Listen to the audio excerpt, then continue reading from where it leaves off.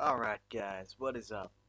Uh, Welcome back to What If Deku Could Manipulate Time, part 2. Sorry it's been on a bit of a cliffhanger for a while since we left off with camp. Again, all things got in the way, but hopefully today we should be able to close up. So yeah, I'll try and make this as quick and entertaining as possible, because I don't think we need a 3 hour part, even if we're at towards the, well, more than halfway point of the story. But without any further ado, let's get right into it. So left off with, well, Deku kind of taking the wheel of Class 1A and, well, moving them all to the forest camp. As they beat everybody to there. Well, he just slowed down time and moved everybody else over there, because with his unbridled strength, he could pick up about three or four people over his shoulder and put them down, go walk back, rinse, repeat, done. But then he was lying on a couch where Aizawa tried to get a sneaky chop on his head, as he basically just teleported behind him and just went, "Away with more shinderu," just telling him it was not nice to sneak up on people while they're trying to sleep. And yeah, I said this right where we left off.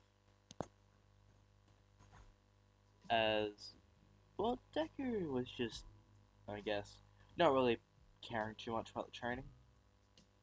As Tiger actually took offense to this, as he seemed to think that he was better than everybody, which he actually is, but Tiger didn't know anything too much about the mystical boy who could stop time, or so is what they think. So when he was trying to do strength training, he often just saw Deku yawning and not really paying attention too much. So he tried to punish him by giving him more harder and harder exercises. As he saw his physique, so he decided to push him to do his own intensive training exercises. Seeing as it was very tough for him, they're built around the same size.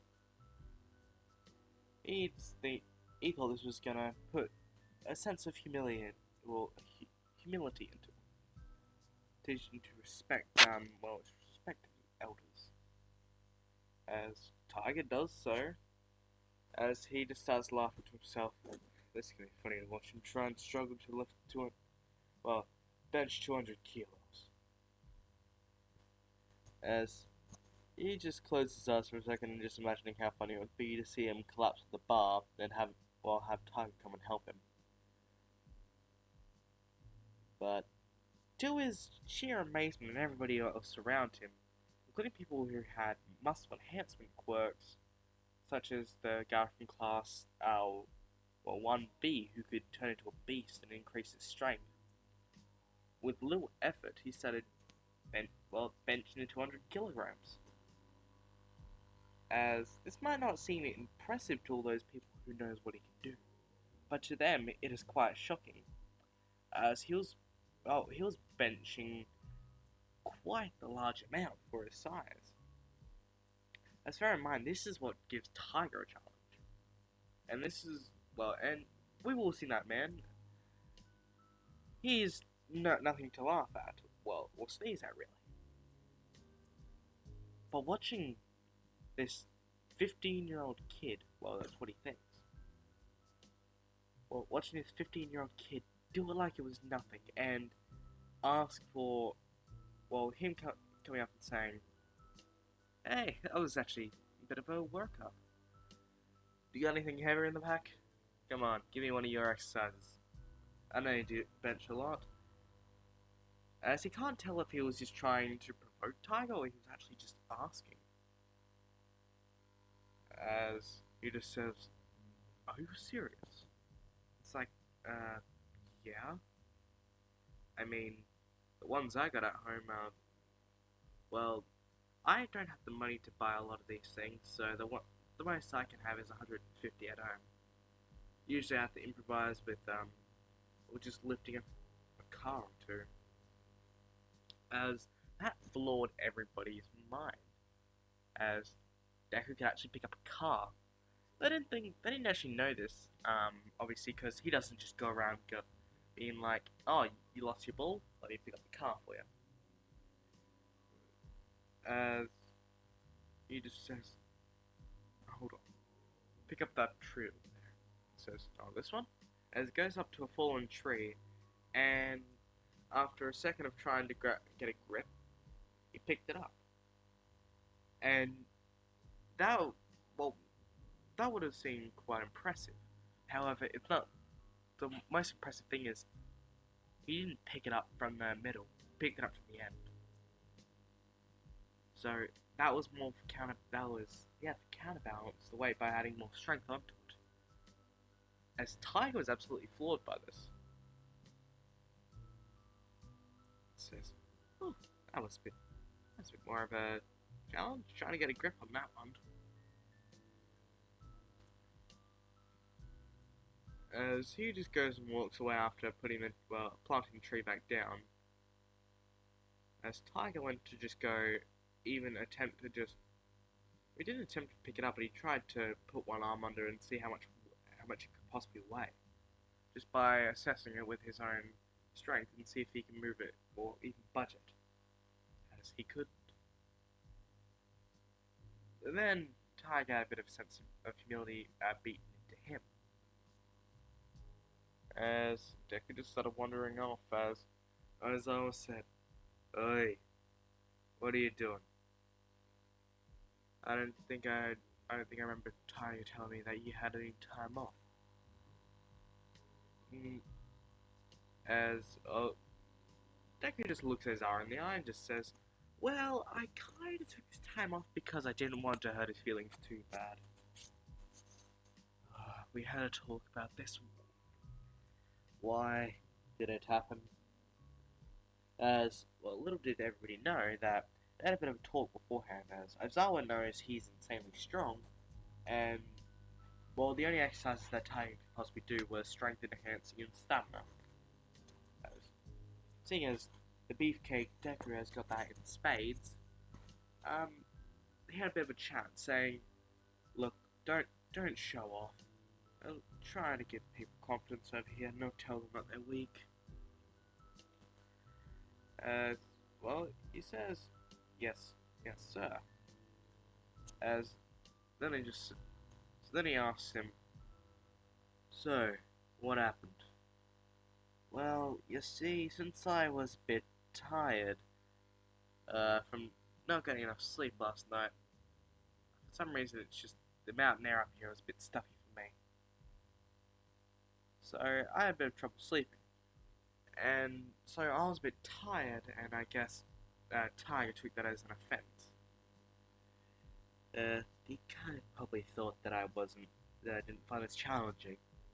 So he asked me to try and lift it, well, tried to get me to bench 200, just to prove that I was going to be a lot weaker than he thought. I picked up easily, and I asked him if he had anything heavier, because I thought that's just what he uses to warm up. Little did I know that's what he uses to do intensive training. As I would just face palms like, oh god, I'm gonna have to apologize to him later. Very well, back, do whatever. Honestly, I think it'd be a bit too unfair if you got any stronger. Yeah, my thoughts exactly. How about instead of focusing on that, try and help other people? Point out if there's anything they need improving on, so on and so forth. Yes, sir. As he started walking around the camp a bit, getting a look at some of the, really getting a bit of a look at the place around them that they were staying. Saying it was quite beautiful as he went on a bit of a walk. As he found this little spot that overlooked the camp. As he said, wow, this spot's amazing. Somebody said from behind him, I know, now get out. As he turned around and said, Coda, what are you doing here? I should be asking you that. What are you doing here in my spot? He says, look, I didn't mean to. I didn't mean to. I was a bit bored, so I went for a walk. He says, yeah, well, now you're done. Leave. He says, alright, alright. After all, this is your mountain area. But tell me one thing before I go. Make it quick. Just leave. He says, yep. He says, why do you hang out here? It's my safe space. Now just leave already. I don't want to talk anymore. It's alright. Fine. I'm going. See you later, I guess. It's like, piss off. Jeez, you kiss your mother with that mouth? As, well, Cody tried going for a nut shot as he's like, don't you dare talk about my mother like that! As, well, Izuku obviously, well, first, well, slowed down time and, well, stood behind Koda. As grabbed him on the shoulder and says, look, I'm sorry. Did I say something I should? Just get lost! Says, oh, right. And flips away. As Koda was just left there crying after what Deku had said. He still didn't know what he did wrong. As, well, later that day, they all, everybody was just taking a bath and just resting up. As they were laying in the bath, people, they were all thinking, well, a lot of the guys were talking to themselves and so were the girls. As, well, Mineta tried to enact his plan. As, he said, come on guys, don't you want to help me? As, by the way, did I keep Mineta out? I don't know, I'm just gonna use him for a gag, I'll kill him off later or something, I don't know. Sorry, as nobody just, well, some of the guys did want to peek, yes, but they didn't want to get caught, so they said no. Says, fine, I'm gonna do it, no, well, what you brave men cannot.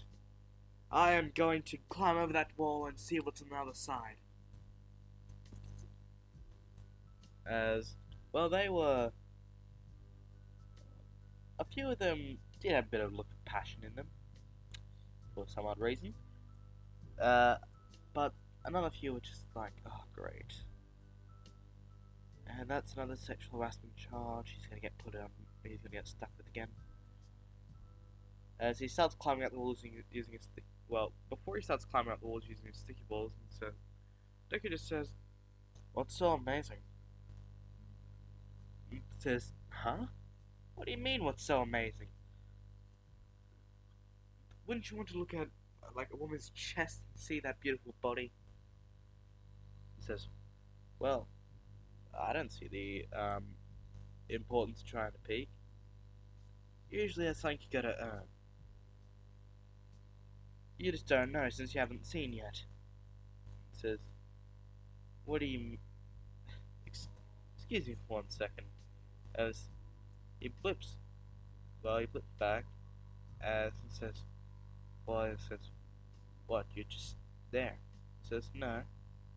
As he starts saying out loud all the girls' cup sizes. As Meta started bleeding from the nose.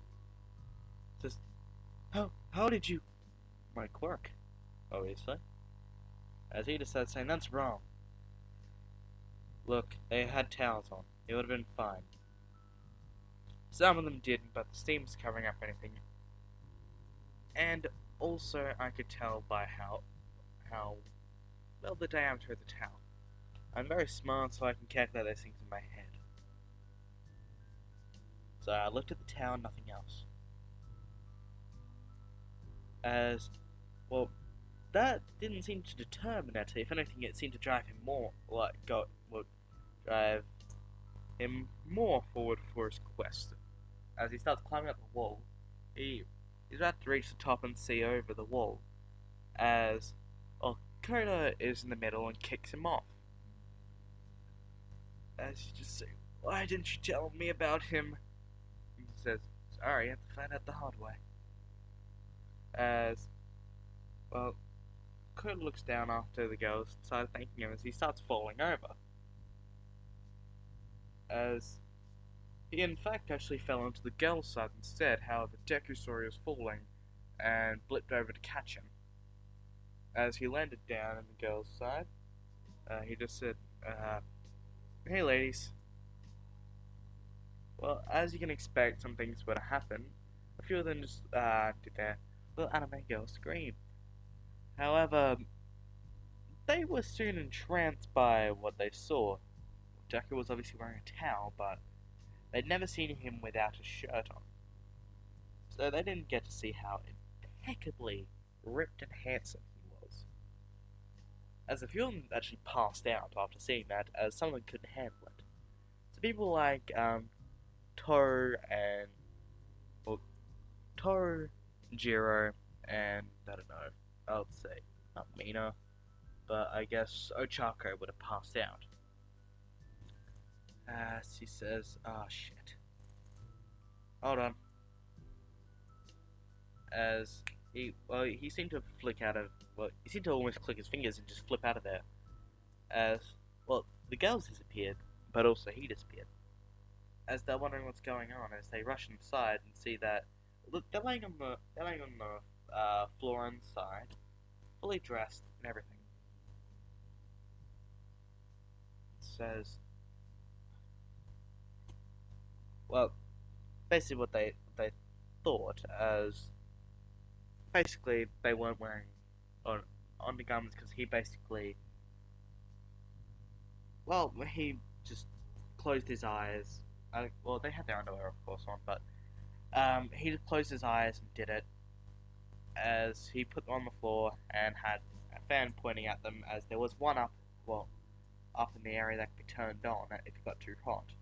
So a fan was turned on and it's facing towards them. And Kodo was laying there after basically passing out for a second. He says, "Don't worry about them, I got the fan on them. Just look after them until they wake back up." And sorry that happened. As, they were just thinking, it's actually very considerate. As he goes off to go hand Kodo over to Mandalay. As one of them said from the back, "Wait, how are they dressed? They were unconscious." As they all started going red, thinking of ideas. As they were just thinking, and they asked the same people when they woke up. They asked the same thing. "Wait, how am I dressed? Did you guys dress me?" As it said, "No, it was Izuku." As they started blushing really red. As Deku now hands Kurt off to Mandalay and saying, he started to say something about, he said that he grabbed him while he fell over, stopping the girls from being seen by a pervert in our class, as, she says, "Thank you for catching him." As he also says, before heading back, "Hey, I just want to ask something.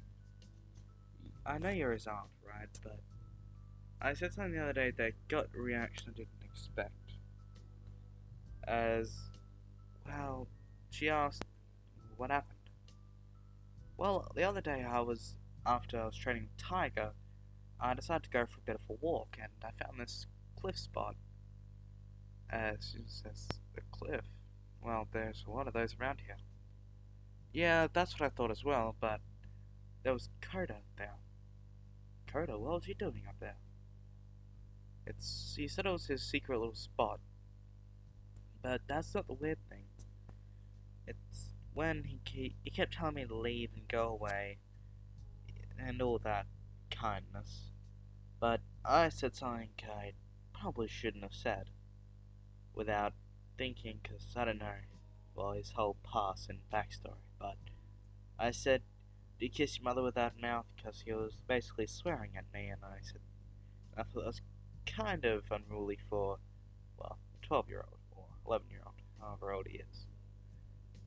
It says that, and he got very angry at me, and I heard him crying as, well, I didn't head back to camp straight away, but I was behind him as he started crying. And says, oh no. What? Tell me, what did I say wrong? Well, his parents were heroes. The water hose heroes, actually. They weren't that big and they weren't that, well known, but there was an incident regarding them. It were his parents. A villain attacked and they protected everybody, but at the cost of their lives.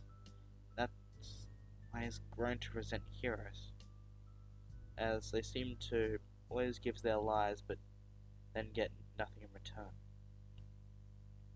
How can they? As he thought back and said, shit, I shouldn't have said that. Look, you didn't know. And he's not one to share about himself, so he wouldn't have told you even if you did ask after that. But I just want to say thank you for, taking good care of him.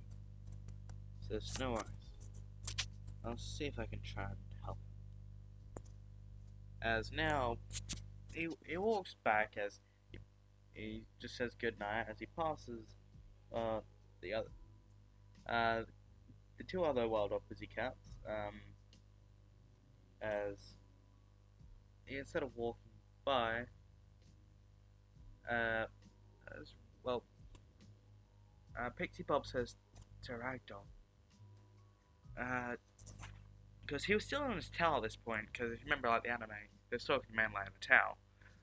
As for some reason, it didn't compute to him to get changed before. As she was absolutely gushing over how hot he looked, because bear in mind, due to his rapid acceleration of growth, he is equivalent to an 18-year-old in body and size, and if not more now, because his accelerated growth has only kept on growing. So he's at the point of a 20-year-old. So his body should almost be fully mature now, leaving only a few more areas of growth and development. And bear in mind, his legal age is 15, but his biological body age is 20. So that means if he doesn't actually control his quirky and actually dying at old age of, I don't know, say at the 40, yeah. But he can also slow down that metabolism growth. So at some point he basically just stopped himself from aging almost entirely. But anyway, he walked past them and he was absolutely fucking chiseled. Like, my god, Mirio, eat your heart out.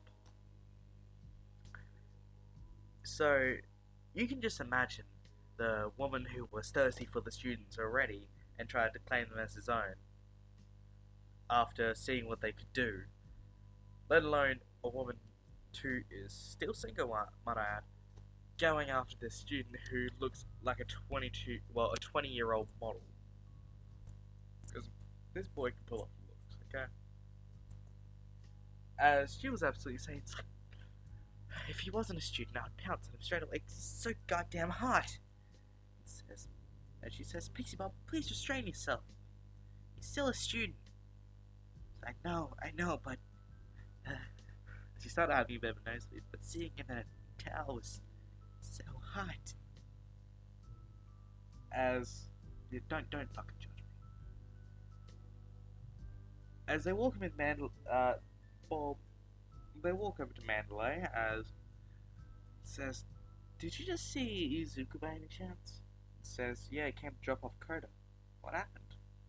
Well, he fell off the top railing between the bars, and he caught him before he hit the ground, but he passed out due to seeing a few things. Says, "Ah, I see. Wait, but does that mean you were just talking with Izuku before?" She says, "Yes, why?" She starts saying the same thing, she said to Pixie, she said to Ragdoll. Well, as they could both agree. And says, yes, while he is very good looking and trying to hide the blush he had, while he is good looking, please keep yourself under control as he is still a student. And, but is he though? He looks so different from everybody else. He could have just he could have just she just kept fumbling for words for a second. Well, he could have just been hit puberty a lot younger. But that's uncommon for guys. I can't understand women, but men. I'll uh, ask Aizawa. I don't know, or even ask him yourself. It seems that you can pretty much ask that kid anything. He's not really phased by much. As well, now we'll just skip to the next few days. They were training, and he was helping out a few students. Like he was helping Ojiro in trying to develop new styles of his hand-to-hand combat because he saw there was something better to do, and he'd rather not be bored, as he can already search the entire forest within a matter of in a matter of minutes, not even in a matter of seconds. And seeing as the forest gets a bit redundant after a certain point, and nothing really special around, he starts. Well, he just thinks, why don't I just help some people out? And I got nothing better to do. For once, I've got too much time on my hands. I'm not sorry. I really am not. So, he is training Ojiro on some hand-to-hand combat maneuvers. So, if you've seen his latest battle in the new season, is basically developing that kind of style of martial arts using the environment around him, and saying that no matter what kind of situation he faces, he must always have, a strategy in mind. As, Ojiro thanks him as he was wondering how he knew so much about martial arts, of course, because Izuku was a master in a lot of forms of martial arts, including the same one that Ojiro was studying, as he taught him a few new moves that even his own master didn't tell him when he was at the dojo. As he just said, that's a secret. And then goes on to help some other people out, like with, Tokiyami, just teaching him how to make up for his lack of close range combat by using Dark Shadow to for close quarters combat. As he developed the Abyssal Black Body technique earlier instead of being taught that by ectoplasm. So he learned, he learned that skill, but also he learned to control Dark Shadow even more than when he originally did in the anime. Because he could still go into dark places and keep Dark Shadow restrained, however, he could not stop it from going on a rampage. So they went and found the deepest, darkest cave they could possibly go into. As Tokiyami's like, are you sure about this? What happens if I lose control and I hurt you? He says, don't worry about me, I'll be fine. But serious. As he says, call him out. His Dark Shadow was getting a bit rampant as he was in the darkness. His size started growing more and more, as there was almost no light, as Deku had turned off the only torch that was providing light. It says, let the fun begin. As I'll say that within a few seconds he managed to pull out some night vision goggles, because what the fuck not. So he was fighting against Dark Shadow as it was getting more and more enraged, as the more it kept getting hit and hurt, because I'd say Dark Shadow has its own separate consciousness for its own different pain. It doesn't like light nor getting attacked. However, it ignores a lot of damage. So, Dark Shadow's going more and more out of control. It says, please stop it! I'm losing control. As he says, keep fighting. As I managed to keep contained for about. He managed to control Dark Shadow for about 1 minute in complete darkness. That was about the longest he could do it, and this was after several hours of training. as to whenever he lost full control, well, he would just Deku would basically grab Tokiyami, run him outside into complete broad daylight as Dark Shadow would go back to his normal consciousness. So, that. He also trained Kirishima into improving his hardening by making him withstand a bunch of his punches. As he also helped him develop the Red Riot Unbreakable. As he told him to focus more and more on his hardening. As he kept pushing it to the point where he started becoming, well, all the features of his body started becoming jagged and sharp. So, the form was established, however, Deku also saw that there was a flaw in this. It didn't have enough endurance. It could only be held for about a minute at most. So, he decided to, well, use this opportunity for training, as he tapped Kirishima on the shoulder as he started increasing his metabolism rate. So that means he could rest up quicker and absorb and, well, and regain and recover his, well, a lot faster than he should be able to, normally. As he didn't put him quite on the same acceleration level as Deku, however, it was enough that torn muscles can heal. They usually would take a few weeks to heal themselves properly, would only take, I would say, half an hour. Which is still quite, this is quite fast. However, Deku's torn muscles can improve themselves within a matter of seconds. And, well, torn ligaments will only take a minute at most to heal. He can still bump this up further, but he doesn't want to push his body to the absolute limit, as he's having to consume about 20,000 calories just to keep himself at the bare minimum of that level.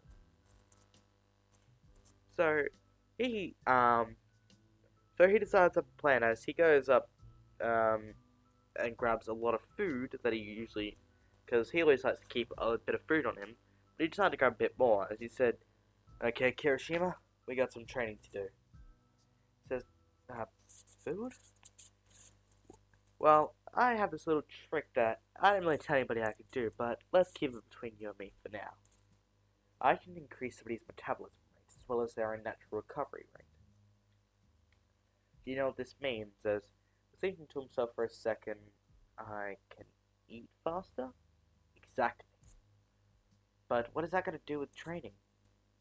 Not only do you process nutrients faster, but that also goes to your muscles faster and repairs them, as well as your body to produce more energy. Therefore, you can get back up and do a full length exercise for as many hours as you want and recover within a matter of an hour. As Kirishima was quite blown away by this, as he was still trying to wrap his head around, well, the whole concept of metabolism rates, as he wasn't dumb like Kaminari, but he wasn't that smart either. So, he was able to wrap his head around it slightly, but didn't know the full concept of what he was being taught. As he said, "Alright, go into the unbreakable form straight away.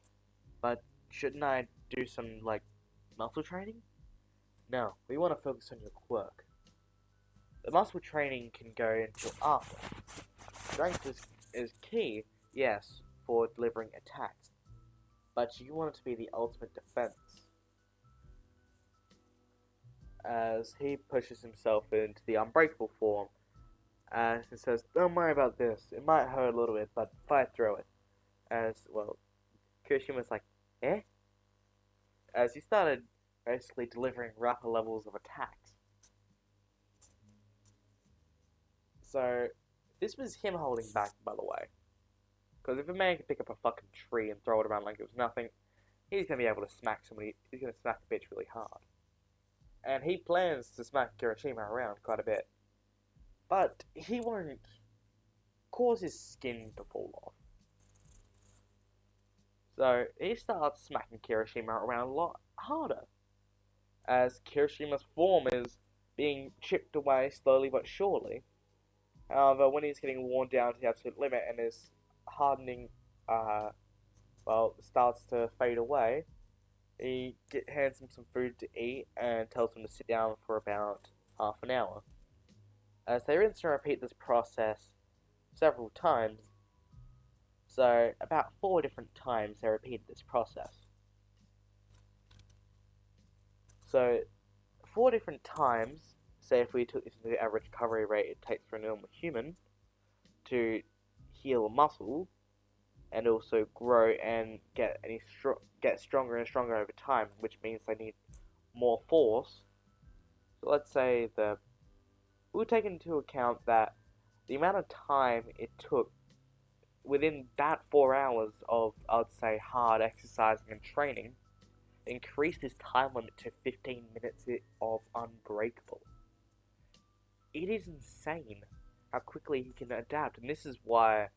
Well, Kirishima didn't know it at first because, well, Deku was only getting stronger because, well, his fists seemed to always chip his hardening away. Pretty much, it kept happening over and over as he didn't see the effort, or he didn't see what was happening because he was too distracted by Deku. He didn't focus on himself. As he says, "Well, we're all done." As Kirishima says, "Well, I don't feel any different. No, he kept chipping away at my hardening." Yeah, that's because I was holding back at the start. I started going a bit serious towards the end. As well, he threw a knife at Kirishima as he told him, "Think fast." As don't ask where he got the knife from. Let's just say it's from jail first. As Kirishima just went into hardening, didn't even go into unbreakable as the knife broke in two. People, you might say this is not impressive because, well, he did block a blade against him before he went into his unbreakable form. However, the impressive part is what that knife was made of. And says, but it's just a knife. I could deflect those before. I mean, it would have skimmed the hardening, but other than that, it just bounced off and broke. What's so different about that? As he handed the other end of the told him to pick up the other end of the blade. As I told him what the blade was made of. It was made of titanium. A titanium strength blade broke against Kirishima's skin. People might think, well, how is it going to work? His skin is like rock. Wrong. You'd be wrong in assuming that. Because unlike Tetsu whose skin's like steel, or a steel-like substance, it never defines that Kirishima was made of rock, nor with his skin. He was just able to harden his skin to the point where it looks like a rock. And people often drew a comparison to it. But with enough growth and potential, his hardening could have only gotten stronger and stronger. So that means the more that it kept breaking down and healing again, the more it kept getting keeps breaking down and healing, the stronger and stronger it's getting. To the point where he could take a semi-serious punch from Deku and not completely shatter all his bones and have all his skin fly off, like he would at the start if he had gone serious right from the get-go. As, well, Kirishima's just like, seriously? Says, yeah. The results of your training really paid off. But how was my quirk able to work like this? As it explains the exact same concept I just explained to you guys at home. Kirishima was quite astounded. It's like, I never thought of it that way. Because you focus too much on strength and other people instead of focusing on your own quirk. You think you might be able to just take a few hits and that's all you can do. But your skin, the more you can handle, the thicker your skin gets. That only means that the more of a beating you take, the stronger you become. As it says, now you can finally dream of being that manly hero you always wanted to be. It says, but how did you... the scar gave it away. As he held it over his right eye, because if you'll know from last part, he stepped in to help the girls against that tall, imposing villain. As Kirishima had black hair back then, and had it worn it always down. As, well, he never told Deku this fact. I don't believe so. He never told him. And so, he was always trying to hold him in high regard to eventually become like him and become like his idol, well, the Crimson Riot. So, when he started welling up into tears, thanking Deku for everything, because he, even if he wasn't told, he always remembered him and basically saw his potential and decided to raise him up one more. As he does a few other exercises for some of the classes, mainly focusing on, well, again, focusing on people's quirks, as while his quirk is very simple in the way I explain it, other than some of the things he can do, you think he'd be able to make stuff slow or make stuff really go very fast. Now that's not all he can do. It takes a lot of control and concentration to be able to, well, keep something at a certain rate for how long. So even when he's doing something, so he could be juggling like an elephant, a chainsaw, and I don't know, a bowling ball in the air, and you'd have to all do it while thinking of keeping that rate slow. Uh, well, he decides to part Kirishima with with a little gift, but without telling him. He says, "Keep eating up. It only makes you stronger." As he, well, decelerated his growth, so it wouldn't cause him to excel as fast. However, his recovery time has been less than half. So that means if he broke a bone, it'd only take, I would say, about 2 weeks to heal instead of the normal 6 it would.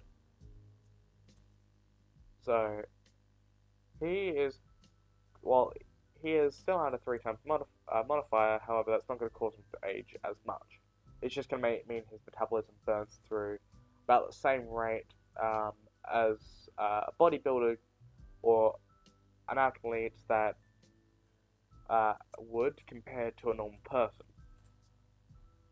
So it's not enough to impact his life tremendously, but it's there to help him grow faster.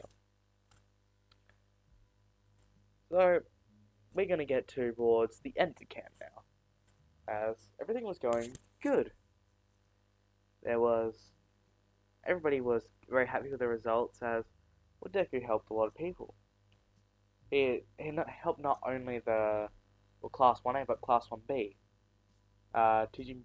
teaching a lot of them how to use their quirks, like using the battles in Season 5. So, if you want to know what I'm talking about, imagine the way they use their powers against Class 1A and, well, the Class B Class Showdown. A lot of the ways they use their power have been thought by Deku, as he's very intelligent. He never likes to let people know that, but, well, obviously people know because he tops the exam scores and everything, but he doesn't exude that aura of, I'm smarter than you. He's not like Monomo where he basically flaunts he's trying to be better than you. It just works out as he is, and he often tries to tell people, just don't. So, now, it's towards the end of the camp, as they are all celebrating their advanced growth, as the teachers were quite impressed, as they're saying, my, these students are like totally different people. Don't you agree, Aizawa? As he, well, says yes, as also Deku decided to give a bit of a helping hand to teaching a lot of the dumb people during the nighttime classes, as Aizawa was quite happy with their growth, as well as so was Blood King.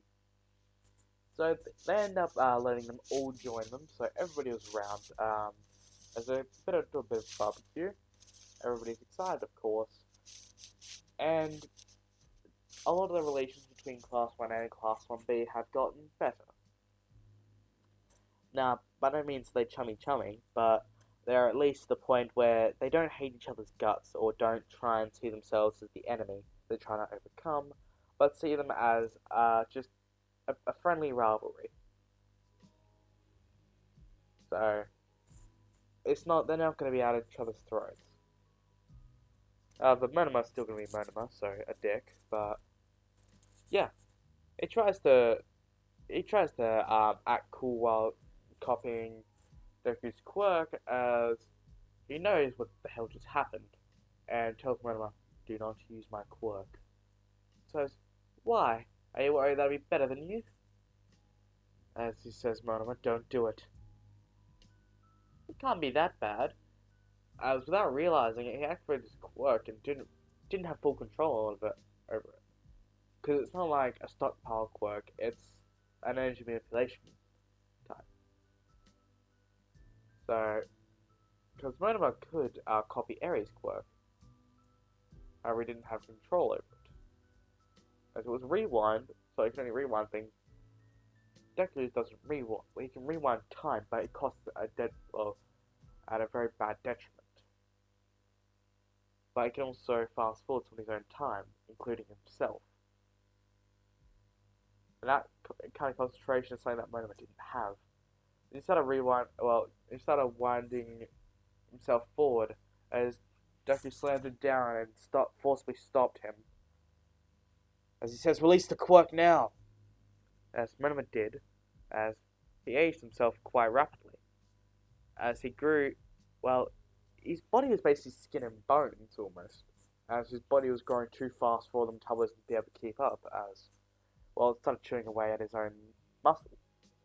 As he was entering the process of, well, it's a concentrated ketosis. As he started feeding a lot of food and says, "Dumbass, ask what my quirk is." As he was aged about 2 years in a matter of 5 seconds, because his quirk went absolutely insane, and people were quite shocked because a lot of them didn't actually know what Deku's quirk was. They thought he had an ability to teleport. Some people thought he had a super speed quirk, because he didn't. Some people he might have told, but some people he might not have. They never knew exactly what he did. Kirishima was the only one that actually had a defined understanding of what his quirk could do. So he knew what Monoma just did to himself. As Deku was forced to take it, told Aizawa, said, "Aizawa, he tried to use my quirk and it backfired on him quite badly. As he's now aged up to the point where he's 17, but he's skin and bones, so they decided to go feed him, and then call him, recovery girl to come, over." She said, "I'll be quite late, so I'll be a couple hours, but just keep him hydrated and keep him fed, otherwise he will die." And that's exactly what Deku said as well. As he said, "I'll slow down his metabolism rate just to keep him living or just to keep him from dying." So they basically got Monoma to eat a lot of food, and then Deku slowly controlled his metabolism rate as he kept feeding him for about a total of 10 minutes as the color started to come back into Monoma's body. As he says, "So what have you learned?" "Don't fuck with some people's quirks." "Exactly. You're lucky. If you used another part of my quirk, you could have died." "What do you mean?" "It is between you and me, but I can reverse time." As he says, "You can what?" As he covers his mouth and says, "Shh, be quiet." I can rewind time, however it costs years of my own life. So don't copy my quirk again. You only do it when you're around me, and when I allow you to." As he just nods his head, says, "Alright." As well, his clothes were now a bit big for him, as he just threw him one of his shirts and just says, "Here's that for the time being. Come on, let's head back outside. You're fine now." As well, Recovery Girl was still going to come along their way to just check how much, well, check what happened because obviously this can't be played off as nothing. But everybody was still in a festive mood as even after the incident, Manama came out fine, just a bit taller and well, a lot, well, a bit more skinny now, but he's still got meat on his bones now thanks to Deku. And oops, sorry. So they decided to continue on with their festivities as well. Pixie Bob has been setting up a whole a whole scare the kids with and see if anything scandalous happens in the test of courage. As well, Deku, wanting Koda, knowing that Koda was up his spot, decided to just say, "I'll go on with the well, I'll go on with the latest people. I'll go give Koda his food." As Mandalay thanked him and said if he could please. As well, let's. He flips up the Koda and as he just comes up, and says, "What do you want? Go away. I just came to give you some food. Didn't want you to miss out. I'm fine. I'm not hungry. Come on. Don't. I know you're mad at me, and I'm sorry for what I said. But I know what it's like to see, well, there's people around you, well, go to ruin themselves. As I've seen a lot of things. I might play them off with my happy attitude, but it's quite hard. Seeing, I'll tell you, well, an interesting power I have. Is my quirk allows me to, well, manipulate time. And as Kodo was quite confused by that sentence, as it doesn't sound like anything that would register to him, because if he said control fire, he'd understand what he means, but there's no heroes in this age that have ability that can control time. That he knows of that is very big, and anyway, he hates heroes, so he didn't. Well, he didn't want it. He wouldn't know him anyway because he would be too busy grieving. As he just explains, I can see people and how long they're going to live for. I can't control it. Well, I can, but it costs other people detriments. Myself detriment. I have to live knowing that everybody I meet and everybody I look into, I can see how long they're going to die. And no matter, I tried to help somebody once and told them to go check something out, but they still died. I want to stop people from dying. It's not fun. And obviously, you're with your parents. As Coda just started crying, says, "Don't act like you know me. You don't know anything." Yes, I know I can't possibly what it feels like. I have a family back home. However, you've got a family too. You've got Mandalay, you've got Tiger, Pixie Bob, and Ragdoll. They're all your family. Don't just ignore them. Instead of grieving, try and look into the future. See that, well, and cherish the family you do have left. She looks out for you, you know. She told me to go give you food because she was generally worried because you often disappear and she doesn't know where. She doesn't want you hurt. So don't break her heart, please. She's already lost her sister and her brother. Well, she already lost her sister and brother-in-law. How, how much do you think it would crush her if she lost her precious nephew? As I said, I'm sorry. It says it's alright. As somebody says in the background, Ah, look how cute you are. However, as he punches down to the ground and as he starts, the ground starts collapsing. As Deku reacted to this, of course, and blipped away from the impact. As he was, holding Code tightly in his arms. And says, "What do you want?"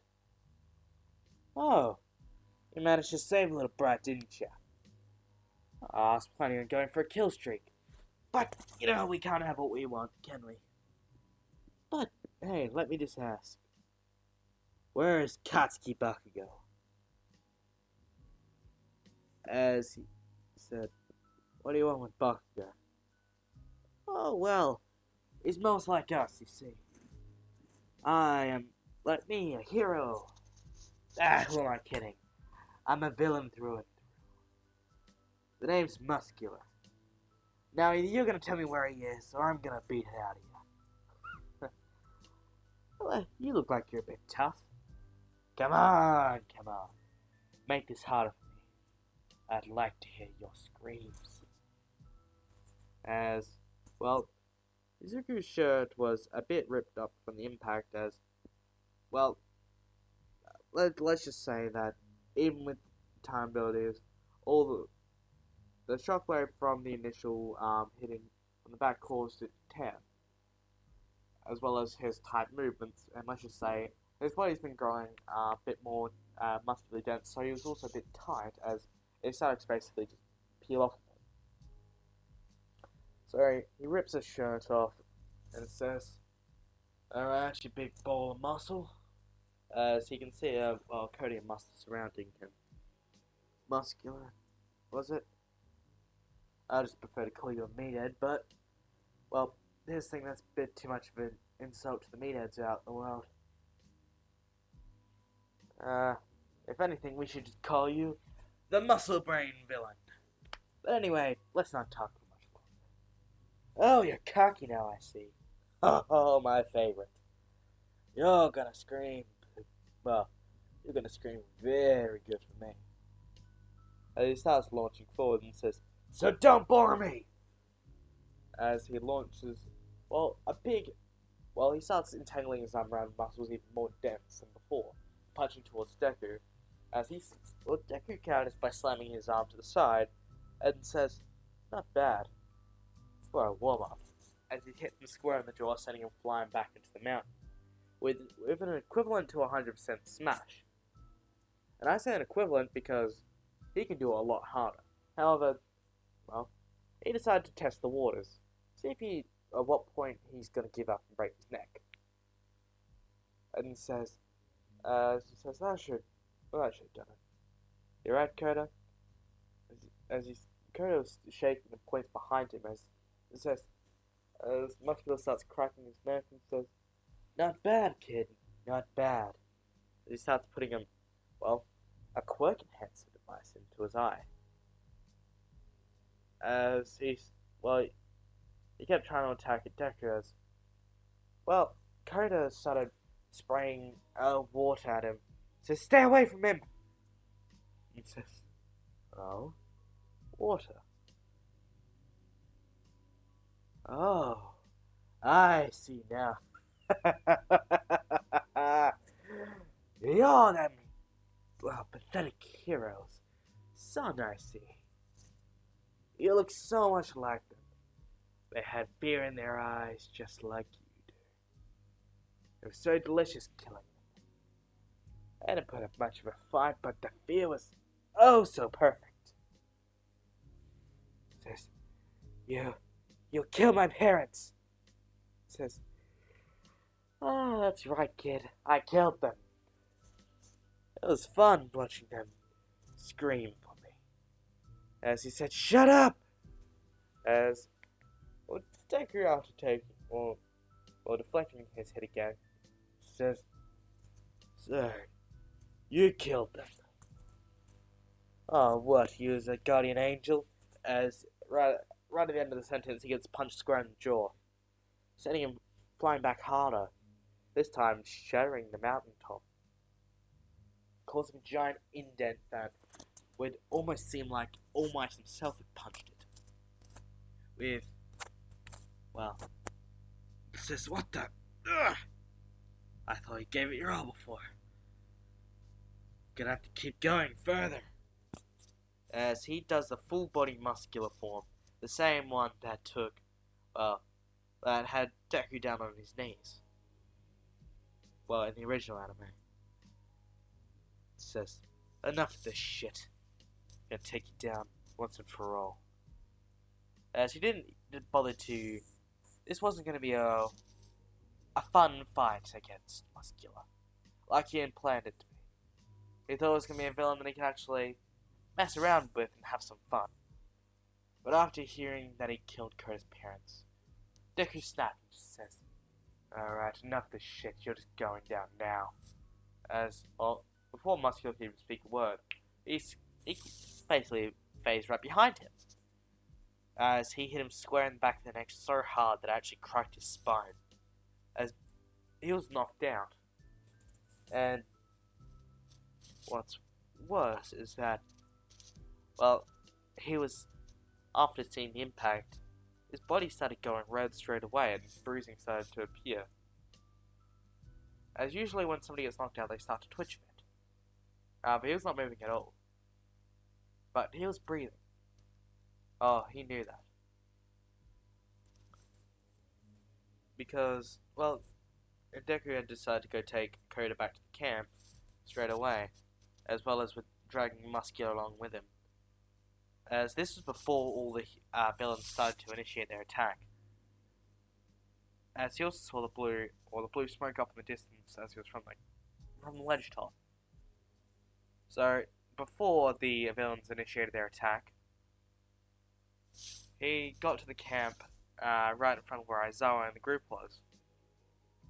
As they were talking, well, Deku appeared out of nowhere with both Kota and Muscular in, well, each in one arm. As Kota ran over to Mandalay and hugged her and just said, I'm sorry, I'm sorry, I'm sorry. He said, Kota, what happened? He says, as Deku said, I'll tell you what happened. Villains, as he threw Muscular into the building, basically basically having half his body in the wall and half his body outside of it.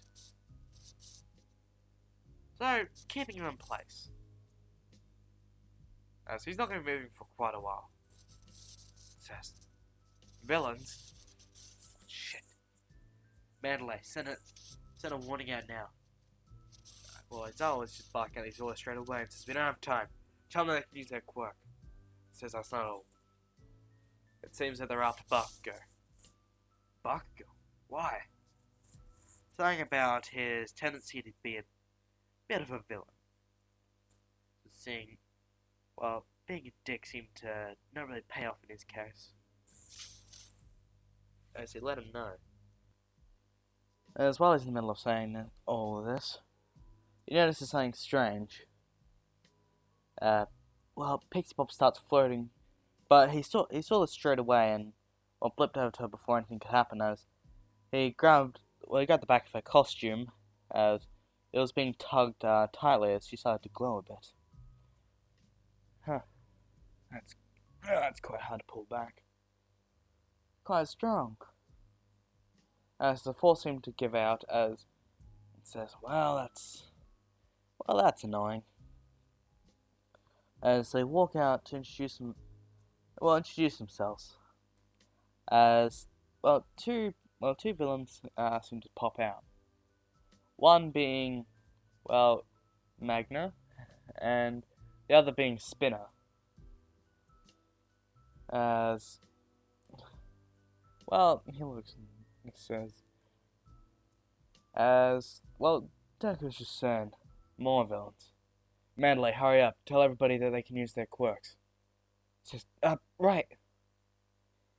She does so and says that everybody is free to use their quirks and watch out for any villains nearby.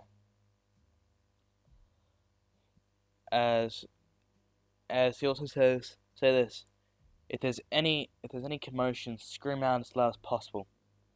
I'll be there to save them. As she says, call out for Deku if If anything happens, call out for him. He said he will save you. As well, obviously, people started coming into contact with a lot of these villains. As well, Deku has decided to take on against the villain that's standing right. Well, the two villains are standing right before him. One, well, the big intimidating Magna, as well as obviously Spinner. As since I'll say that Stain's message managed to get out, sort of. People were inspired by some of the work, including Spinner the most, and some of the other leaguers. However, they weren't as heavily influenced, and they rather. Oops, sorry, I'm just shuffling around for a second. As they weren't as heavily influenced, but they still followed his ideologies before he had gotten captured. As well, Deku just says, "Well, ain't you a little Raphael-looking knockoff?" So what was that? As he didn't understand what he had said, but he thought he compared him to a hero. Sorry, I'm just. Well, you fit more of the criteria. Says, who the hell are you even talking about? And nothing that's relevant in this universe. It's like, what? Who are you? Says, oh, you don't even know who I am. I'm just the guy that's gonna take you down as all. Quite cocky. However, you're not the guy that took Stain down. And I'll never let myself be captured. As he kind of chuckles himself. Oh, what are you laughing about? Oh, well, sorry. I am the guy that took Stain down. It's like, you what? As, well, Magnus says to him, don't roughen up too badly. He's a bit of a cutie after all. As, well, Izuku gets a bit of a shiver. As he's like, oh, sorry, I don't swing that way. As he goes into a stance. Come at me, try and deflect my sword. You'll get cut. As well, he swings down upon Deku as all has been planning to move forward. However, he was too distracted by Magna charging. As well, both he and Pixie Bob are fighting as she got pulled she got pulled towards Magna again. As Azawa this time, with the help of Mandalay, seemed to stop her from flying towards him, using the help of his scarf. Oh, you guys are tricky. Just let me do my job. Spinner starts to slash down with, well, his bundle of blades, and says, "You're right. The sword is sharp. Made tiny ones as well." Oh, but that isn't Samihara. As he punches the sword, except he doesn't punch out on the blade. He punches it where the belt's joining it, as it shatters into into a bunch of tiny different blades, but also they are broken along as well and cracked. As he was right in front of where Spinner's face was.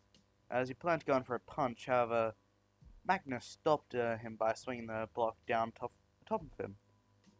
As he goes, they go to swing the block down at Deku and says, "Sorry, cutie, but I have to do this." He says, "Again, I don't swing that way," as he punches the block, and I think it's made of metal, but he does shatter it, as he goes, "What?" Says, "Sorry, this is where we're gonna have to part ways. Looks like there isn't gonna be a second date." As he punches Magna and knocks them out, as well as follows up with a kick flip to the side of Spinner's head. As now, well, they're all captured. As they go and put him with, Muscular, of course. As they use Lead King Quirk to lock him against the wall so they couldn't move.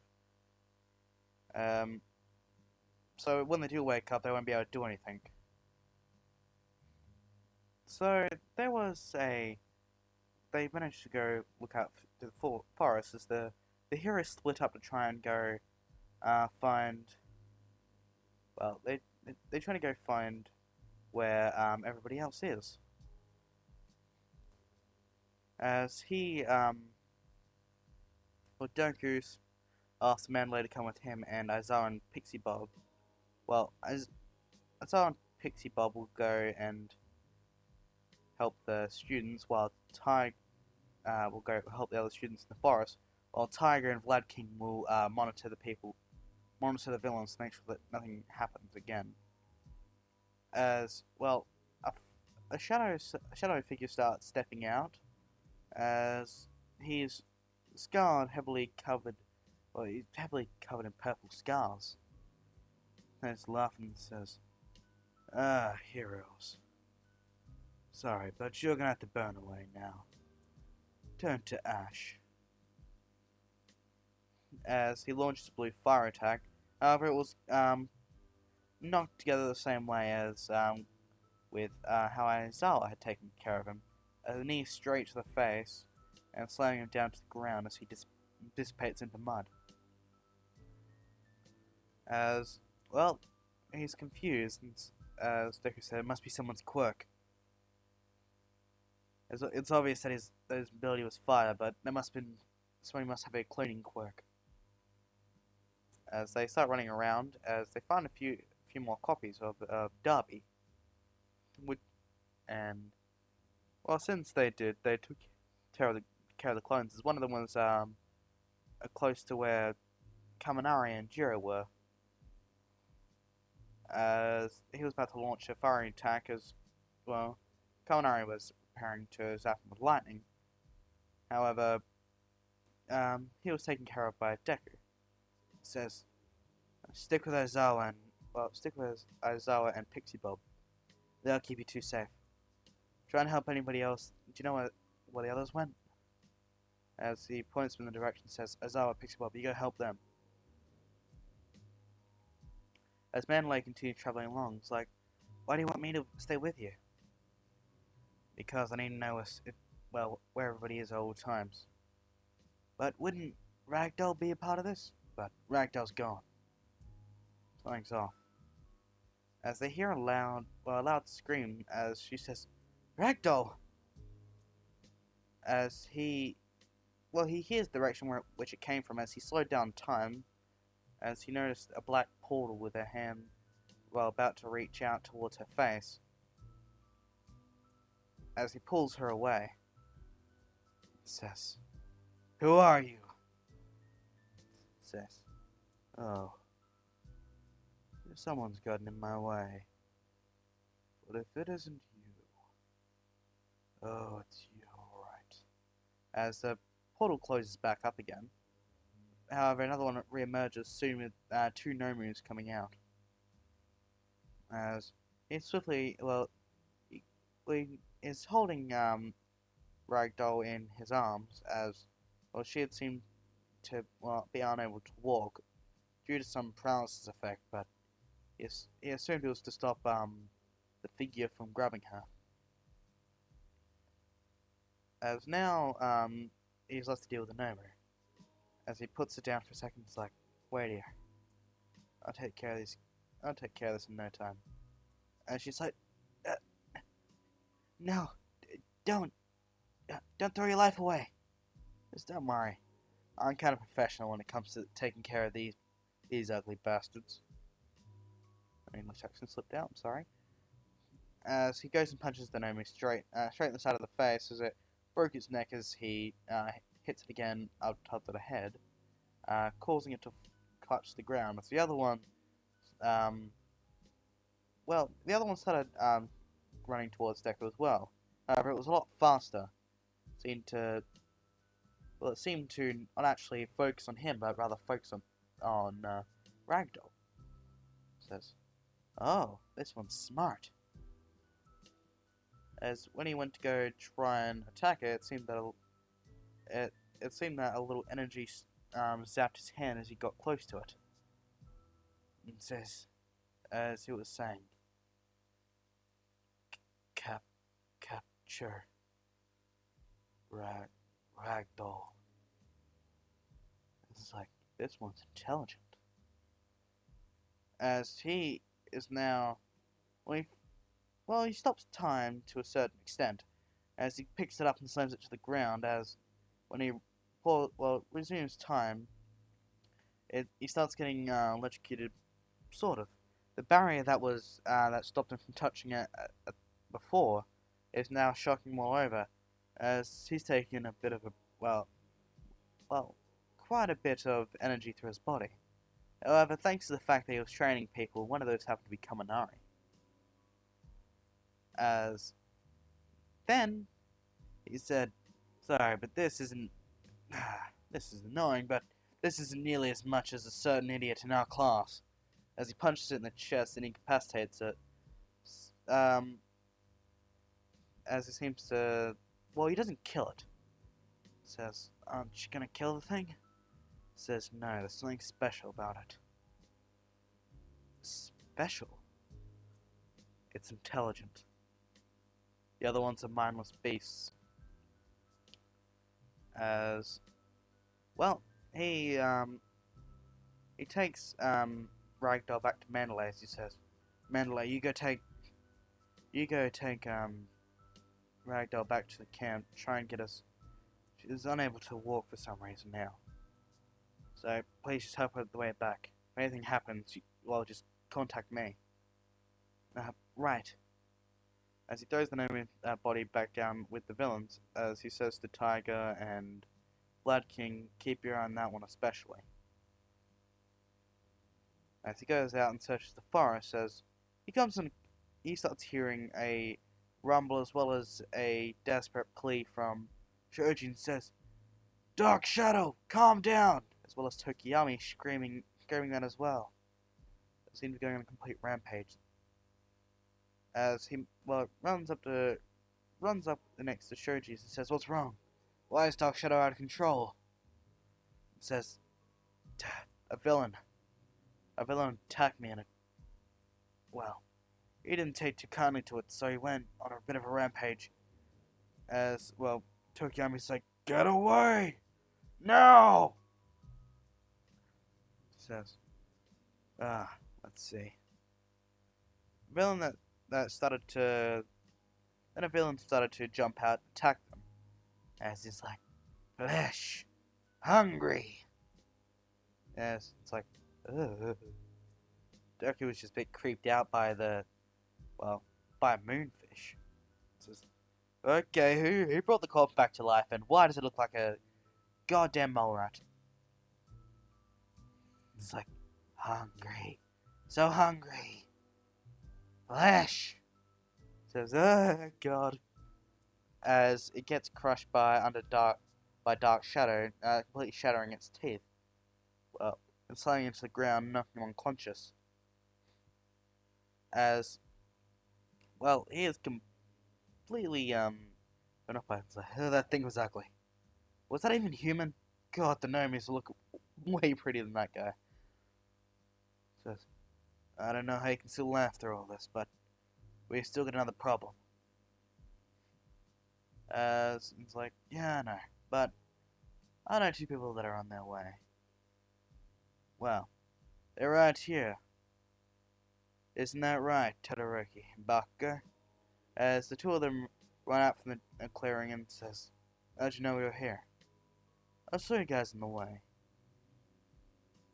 I saw you hidden over there waiting for the right chance to jump out." "God damn it.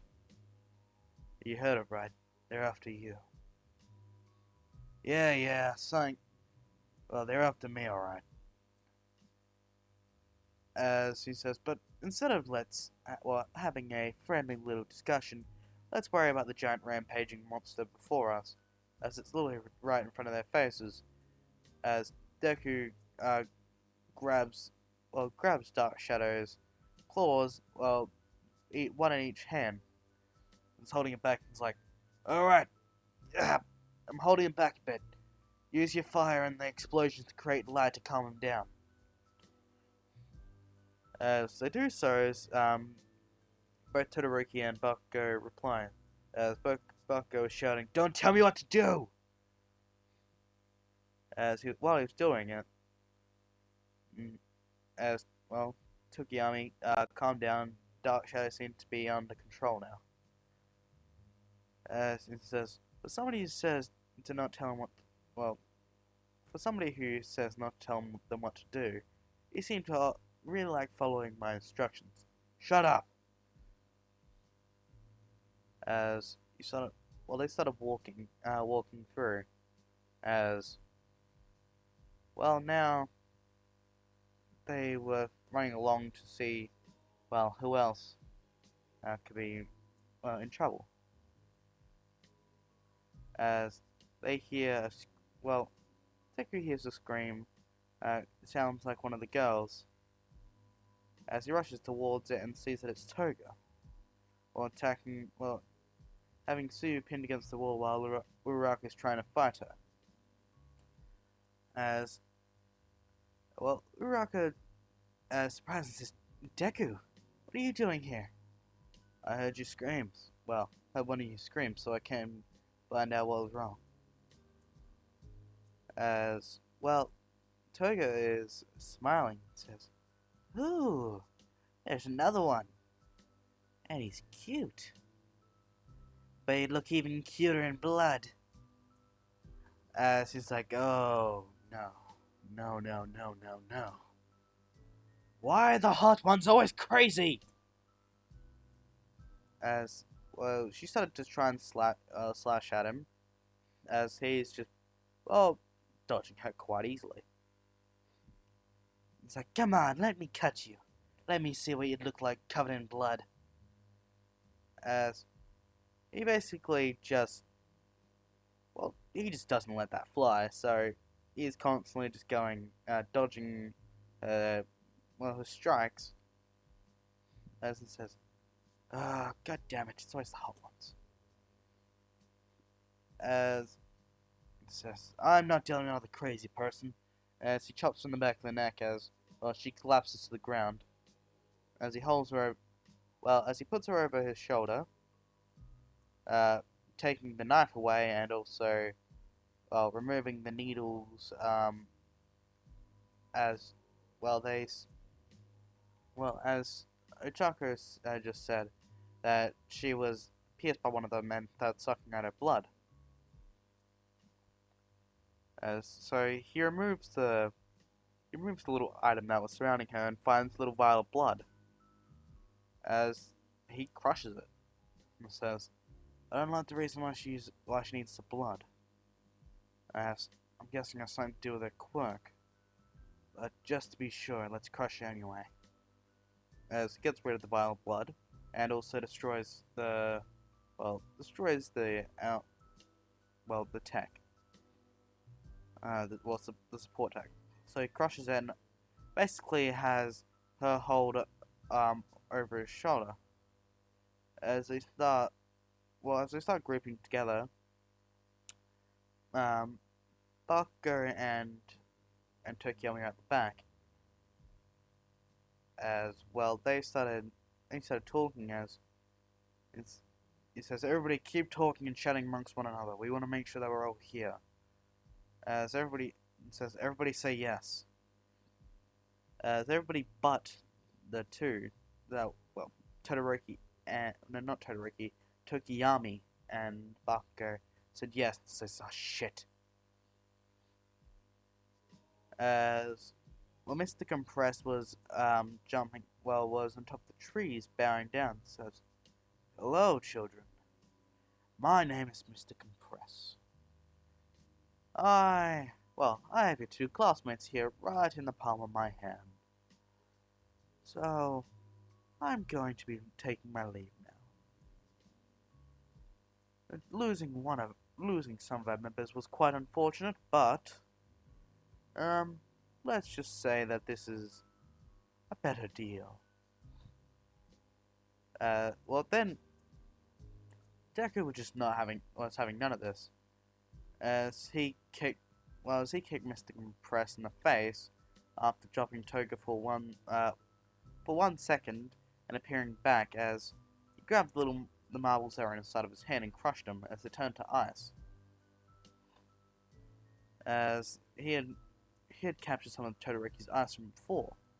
while he was while he was busy with another villain that happened to be sniffing around before coming into contact with Deku. As he said, that isn't going to be so easy. As well, Deku noticed something different. Well, weird. He was slurring his words. He says, "I found you, son of a bitch." So what the? As Deku grabbed his face and shattered the mask in front of him, basically squeezing his jaw so tightly that it was basically forced open. As the marbles were dropped out, as he caught them and threw them towards Shoji, who caught them both. He was Shoji had caught them and released them. And then eventually threw the attack back. Threw Mr. Compressed down towards the ground, knocking him out. He says, "No, that's another one. Shoji, can you hold him so he doesn't move anywhere? Don't let his hand touch you." Wait, then he decides to come up with a separate plan. He decides to, use Suin Uraraka, as he gets Todoroki to create a little, a bit of a cuff around his hands. Well, not around his hands because he can still compress those, but he cuffs it around his wrists, out of reach of his hands, and then has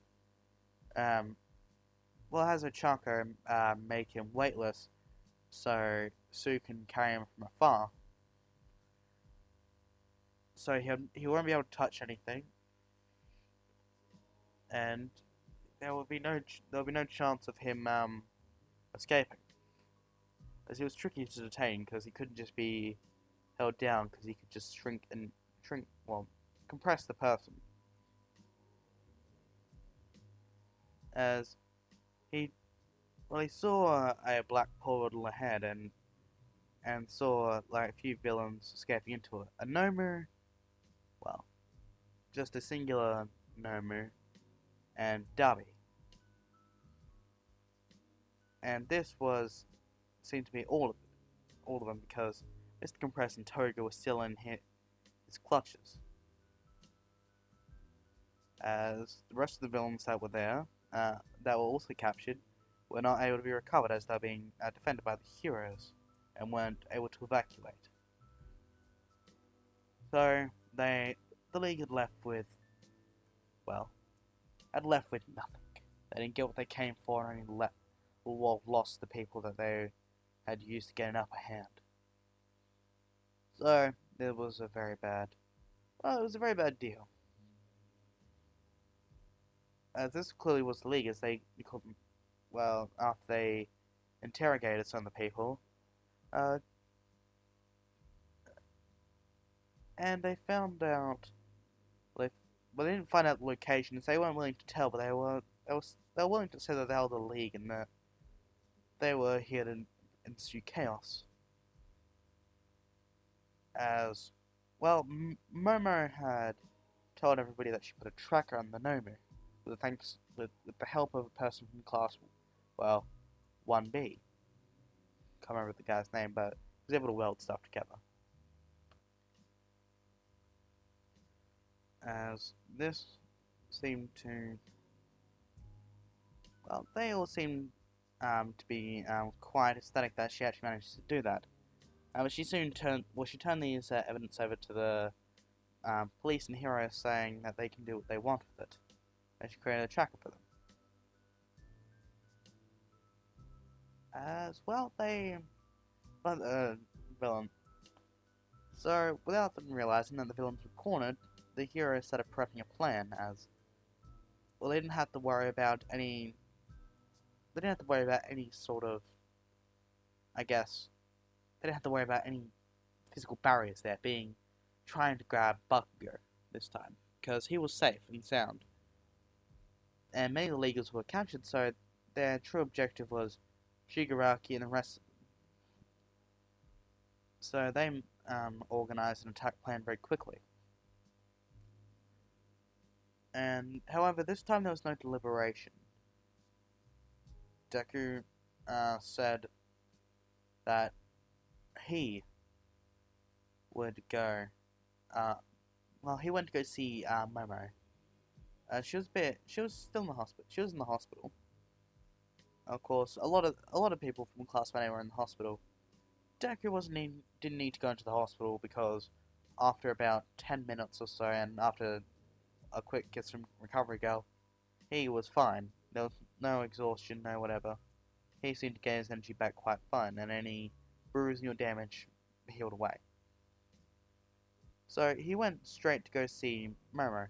Said, Momo, I want you to create a track with me. Says, no, it's for the heroes to do. Says Momo, look, this is the one thing I'm never gonna ask you. I want you to promise, just, could you please make me a tracker? I won't jump in, I won't do anything. I'll be there as backup if it's ever needed. Can you trust me on that one? As, well, she took some time deliberating and she said, fine, but don't get yourself killed. I won't. Trust me. I'll be fine. So, he now goes... Well, he goes along with the raid as... Well, he knew that they were planning going towards it as... Well, some people were obviously put up to the test as... Obviously, All Might was. All Might now had, went along with a lot of the major villains. They took down the Nomus, and well, they took down a lot of the Nomus, and they had also raided the bar as they seemed to easily thwart away the villains and capture them. As eventually, a grey portal appeared as a man in a well-kept black suit and a black visored mask and stepped out clapping. Well, I see, All Might. Ah, you've done very well to get this far. As Shigaraki was like, Master. Wait, did I have Shigaraki locked up? I did, didn't I? Probably. I said he got broken out of Tartarus in that roundabout. After the events of the camp. As they were on the hunt for him, so that's why they went go look for the League of Villains hideout. Yeah, I'm filling in my own gaps that I forgot about. He said, my apprentice. All Might. You are here. Well, I'm about to pay you back for what you did to me so many years ago.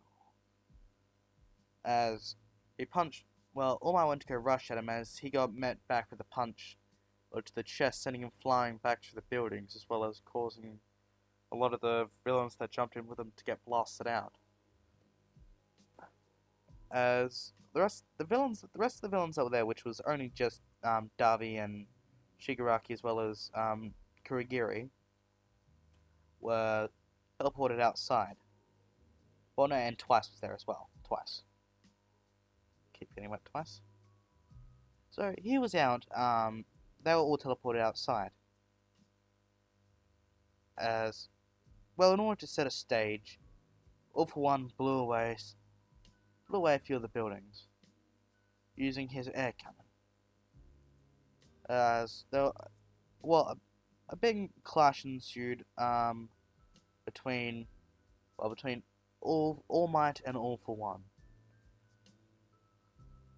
So a big brawl ensued as a lot of the other heroes tried to step in as well, as it seemed that All Might was being put on the back foot as he was trying to save some civilians that were caught in the well, caught in the crossfires, as people like Gran Torino and Endeavor were trying to help us, but they were being blown back as well.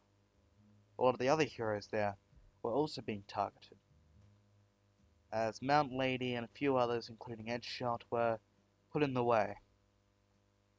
As he went to go fire a more powerful air cannon towards them. As, however, Best Genius was able to pull them out the way and save their lives, as all for one commended in this. Ah, I see. You managed to use the threads of the costume to pull them out of any harm. Quite noble of you. As he tried to wrap up All for One in his own clothing. As, however, his arms just seemed to burst any of the bindings as he punched towards Best Genius, putting a hole in his gut. As he was down for the count. As now the only heroes left standing were All Might, Endeavor, and Gran Torino. As it seems that even the might of all three of them couldn't seem to put him down. Even after a massive, power struggle, eventually Endeavor and Gran Torino were blown away. As All Might was basically on the limit of his endurance. As he felt like he could not, he was about to give up his form any time now. Says, you see, Toshinori, All Might, the symbol of peace. You limit yourself with that self-proclaimed power. What is it you always say? Go beyond plus ultra. That applies now, doesn't it? However, I don't have any limits. My power is only defined by those who I crush with it. But the one thing that would crush you even more than the power, even more than the fact that I killed your mentor, Nana Shimura. I did it with a smile on my face, much like the one she always used to carry. I killed her with her own ideology, and I enjoyed every second. As All Might was like, shut up! You have no right to talk about her like that! Oh, feisty are we? However, there was one thing she left behind. One thing indeed, that even you do not know about. Nana Shimura's very own grandson. And, she left behind a son. That son grew to hate heroes. And then that grandson. Oh, the grandson of Nana Shimura. I would like to see your face when I'll tell you that the one that you kept hunting, Tomura Shigaraki, was her grandson.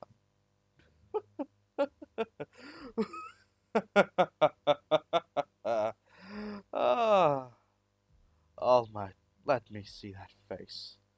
Look at that twisted despair, a smile no longer plastered upon it. Has it finally come to you now, how useless that effort is? To think that I pulled the strings, that even the precious one for all could not bind together. I twisted that poor little Nana's grandson into the palm of my hand. Says, you bastard! No, yes. Continue, give in to your anger, All Might. It is right where I want you. Blame it on me. Blame it on this society. But it all comes back to you. And you alone. As All Might was punching the ground, saying, damn it! I'm not gonna let this happen. A hand was put on his shoulder and says, now's not the time to give in, old man. We still got a fight to win. as he looked up and says, Midoriya, what are you doing here? Why are you here? Leave now. It's too dangerous.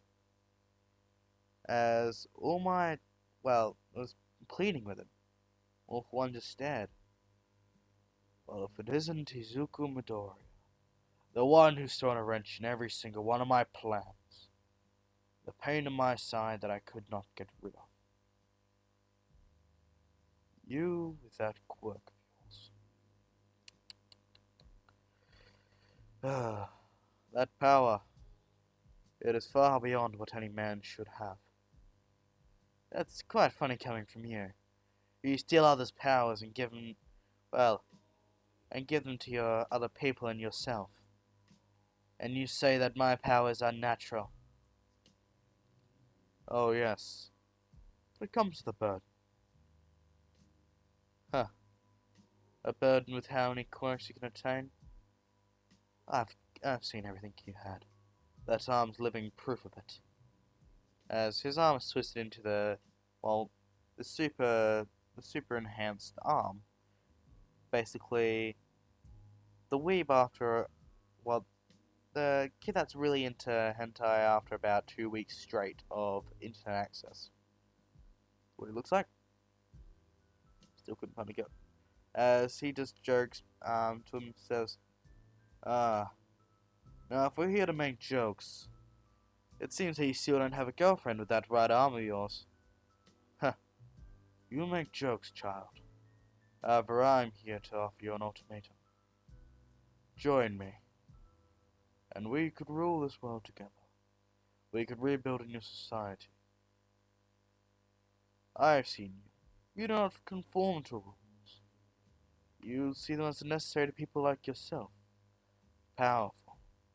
Not be getting the admiration you deserve. Oh, sorry. You're just boring me. Very well, then. Then you shall die. Now we're talking. However, All for One, you seem to sorely misunderstand my intentions here. I'm not here just to defeat you. I'm here so everything you ever loved will be put down. As he says, oh, please do. Try and kill me. Try and take me down. He says, I will. All Might saying, don't, Midoriya, you're just playing right into his hand. He says, I know, and he's playing into mine. As the two stare each other down, it seems that, he's only got a certain amount of time left to himself. As the two walk forward towards each other as, All for One unleashed his ultimate punch. As, Deku slowed down time as he unleashed 1,000 punches into the air as the two forces collided with each other and sent out a huge shockwave, blowing some of the villains back and all the heroes, as Deku was just left there standing. So, let's see. Are you gonna come at me or not? As All Might says, All for One says, very well. It's a shame. But let me see what it's like to have that power. Says, you can stick it up your ass. As he rushes forward and starts unleashing, a full assault of, punches and flurries, as it seems that, he can only seem to know Deku's abilities up to a certain extent, because it was Ujiko that assessed his quirk, and find out he's able to slow and increase metabolism rates. He didn't, and he could also reverse time. He was hoping that he could use, he was hoping he could steal his quirk to become and restore his body to his prime state. However, Deku did not see this. Well, he did not see a reason for this. And says, "You do not deserve that power. I shall liberate it from your body." As he starts getting ready back and starts fighting against Deku as he's getting pushed onto a back foot. As All Might, All Might said, "I am here," and gives him gives him a hand. As he punches, All for One away. Says, "All Might, I'm gonna give you, well, I'm only gonna be able to do this once, and once only. This is gonna be very detrimental, but it's our only chance of winning." Says, "What's the plan?" "I'm gonna sacrifice half my life to be able to give you the power that you used to take him down when he was in his prime." "But no, that's too much. That shouldn't work at all. Don't." And says, "The only way. I might be able to stop time and I might be able to attack him, but I can't hit nearly as hard. It'll take both of us to take him down for good. And clearly, it's seen that I know that your body is not, it's only, not fully healed. However, I can restore it back to the point where you were in your prime. Just trust me." As he puts his arm, so All for One tries to launch forward at them using a few air cannons to try and stop it from happening, as he does not want. He knows he will not be able to win if All Might is able to be restored to his prime. As he keeps trying to fire the air cannons as they're being blocked by Endeavor and Gran Torino, and says, "You'll not touch them. You have to get through us." As buying enough time for Deku to put his hand up to the sky and says, "Alright, let's begin." He starts winding back. The clock inside All Might is starting to reverse. The rust is... "Midoriya, stop! No! I must continue!" The clock starts spinning backwards, faster and faster. As All Might starts, his form starts recuperating. His body starts getting, his body starts restoring. It's going back in time. As Deku's coughing up blood at this point. Says, "Stop, Midoriya!" As he puts his arm away and says, "That's half my life gone." As All Might was around to the point of his prime. As he looked like it too. It says, "Alright.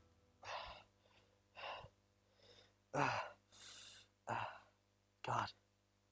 This power. Just Midoriya. You're right." Says, "Just lost half my life, that's all. Casual Friday.